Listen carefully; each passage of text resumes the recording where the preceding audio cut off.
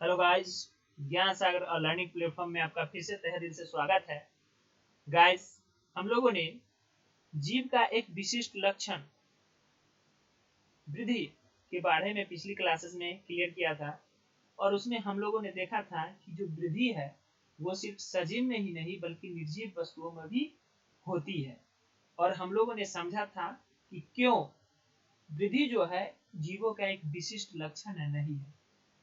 उसके बाद जो अगला पॉइंट है वो है हमारा जनन, रिप्रोडक्शन।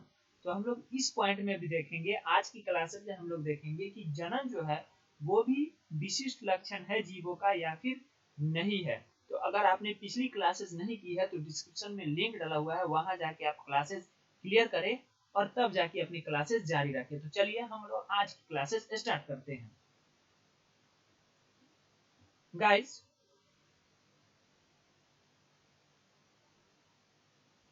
पिछली क्लासेस में हम लोगों ने देखा था कि वृद्धि विशिष्ट लक्षण है या फिर नहीं, यानी कि विशिष्ट मीन्स स्पेशल, विशेष। आज हम लोग देखेंगे जनन।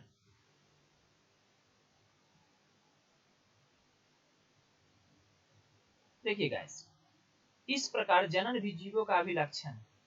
ठीक है, पिछली क्लासेस में मैंने चर्चा भी किया था कि जनन जो है, रिप्रोडक्शन भी है, वो भी एक जीवों का अभिलक्षण है। अभिलक्षण मीन्स उसका लक्षण। ठीक है, प्रॉपर्टीज। वृद्धि के संदर्भ में इस तथ्य की व्याख्या हो जाती है, बहुकोशिकीय जीवों में जनन का अर्थ अपनी संतति उत्पन्न करना है। ठीक है, बहुकोशिकीय जीव में अगर जनन पूछा जाए कि जनन क्या होता है किसी बहुकोशिकीय जीव में, तो किसी भी बहुकोशिकीय जीव में अपनी संतति, संतति मीन्स संतान, अपनी संतान को उत्पन्न करना ही जनन कहलाता है, जिसके अभिलक्षण लगभग उसे अपने माता पिता से मिलते हैं।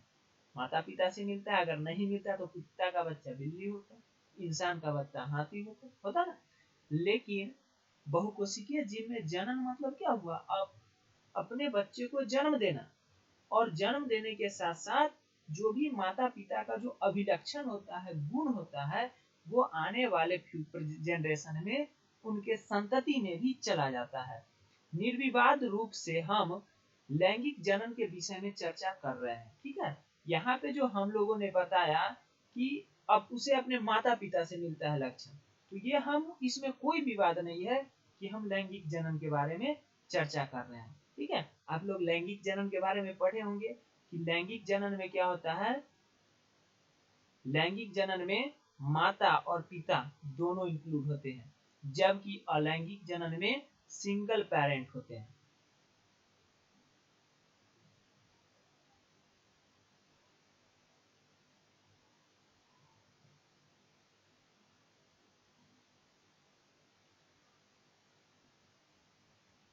अलैंगिक जनन में जो है एकल एकल माता पिता होते हैं। ठीक है, एकल, सॉरी माता पिता बोल रहा हूँ, एकल उसके जो पेरेंट होते हैं वो एकल होते हैं। ठीक है, सिंगल पेरेंट होते हैं उसके।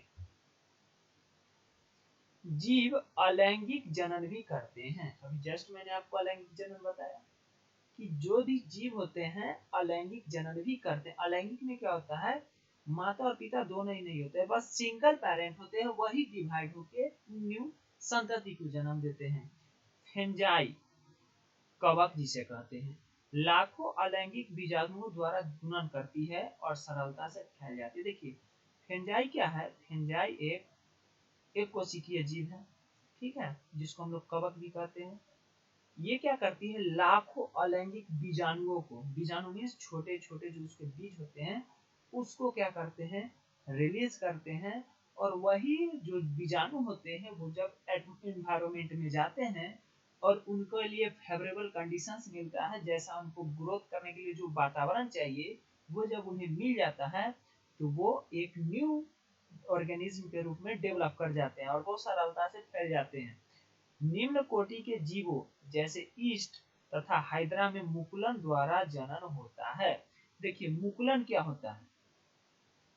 निम्न कैटेगरी के जो जीव है, जैसे यहाँ पे हम लोगों ने देखा हाइड्रा और ईस्ट, इसमें मुकुलन के द्वारा जो है न्यू प्लांट जो है न्यू ऑर्गेनिज्म का जो है ग्रोथ होता है। जैसे देखिए मुकुलन क्या हुआ, सपोज दैट कि ये जो है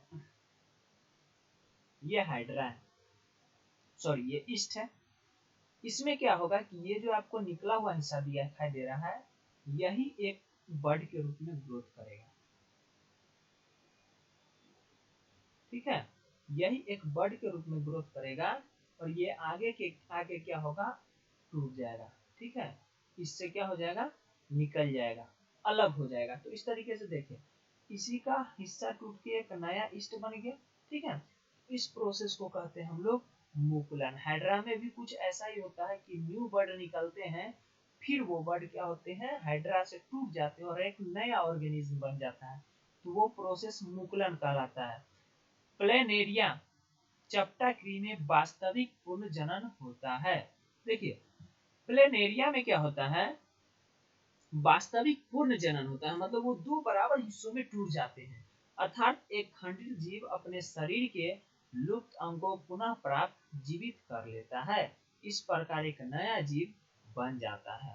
ठीक है, क्या होगा कि जैसे ये कोई सपोज मान लेते हैं कोई ऑर्गेनिज्म है, ये जब बीच बीच से टूट गया, किधर से भी टूट जाएगा, तो इसका जो अदर हिस्सा है वो फिर ग्रोथ होके एक बड़ा हिस्सा बन जाएगा। ठीक है, तो वो वास्तविक पूर्ण जन्म कहलाता है, जिसमें शरीर जो है टूट जाती है, फिर वही टूटा हुआ जो हिस्सा होता है वही एक नया जीव के रूप में ग्रोथ कर जाता है।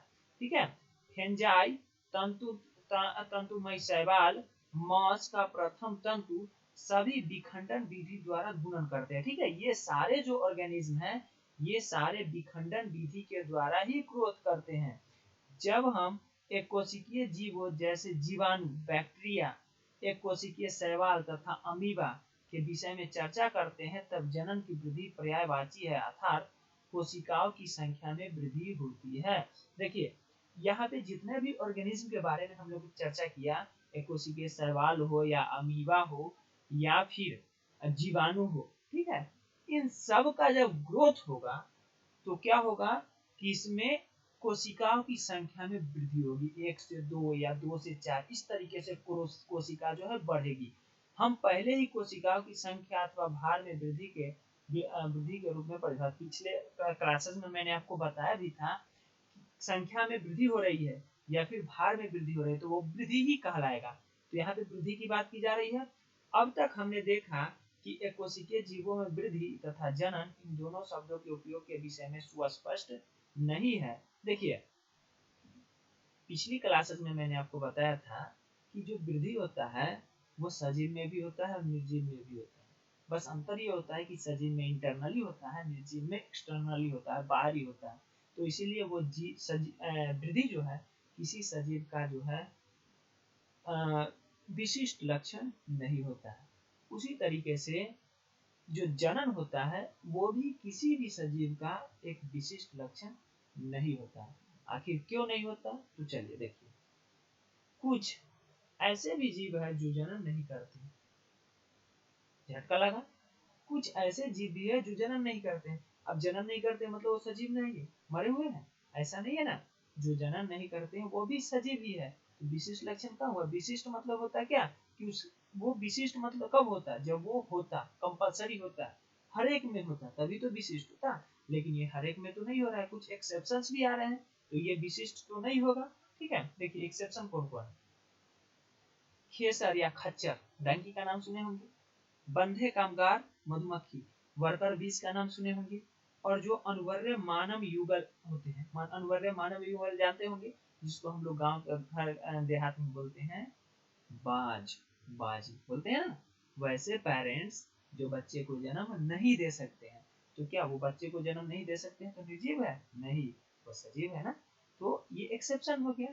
तो बताइए जन्म कैसे विशिष्ट लक्षण होता, विशेष लक्षण होता तो एक्सेप्शन आता ही नहीं। तो ये भी एक विशिष्ट लक्षण है। इस प्रकार जनन भी जीवों का समग्र विशिष्ट लक्षण नहीं हो सकता, यद्यपि कोई भी निर्जीव वस्तु जनन अथवा अपनी प्रतिलिपि बनाने में अक्षम है। हालांकि कोई भी निर्जीव वस्तु जो है अपनी जनन नहीं करती और न ही अपनी जैसी प्रतिलिपि बनाते। प्रतिलिपि बनाना मतलब अपने जैसे बच्चे को जन्म देना, कोई भी निर्जीव नहीं देते। लेकिन कुछ तो ऐसे होते हैं सजीव भी जो नहीं देते हैं, वो एक्सेप्शन हो गया ना। इसीलिए जनन जो है वो भी एक विशिष्ट लक्षण नहीं होगा। ठीक है, तो गाइस इतना तक आपको क्लासेस समझ में आई होगी। तो आज के लिए इतना पर ही क्लासेस को ख़त्म करते हैं। अगर आपने पिछली क्लासेस नहीं देखी है तो कृपया डिस्क्रिप्शन में जाके लिंक क्लिक करें और पिछली क्लासेस देखिए, और मैं आई बटन में भी डाल दूंगा, उसे आप देख सकते हैं। अगर क्लासेस अच्छी लगी हो तो क्लासेस को लाइक करें, दोस्तों के साथ शेयर करें, और हमसे रेगुलर जुड़े रहने के लिए चैनल को सब्सक्राइब करें और बेल आइकन ऑन कर लें, ताकि मैं जैसे वीडियो डालूँ आपको तुरंत उसकी इन्फॉर्मेशन मिल जाए। गाइज हर एक दिन सुबह 7 बजे तक आपका वीडियोस अपलोड हो जाएगा। तो वीडियोस के साथ जुड़े रहे, हमारे साथ जुड़े रहे, अपनी क्लास को रेगुलर रखें एकदम बिंदास। तो चलिए आज के लिए इतना पर ही ख़त्म करते हैं। आपका वीडियो देखने के लिए तहे दिल से धन्यवाद। बहुत बहुत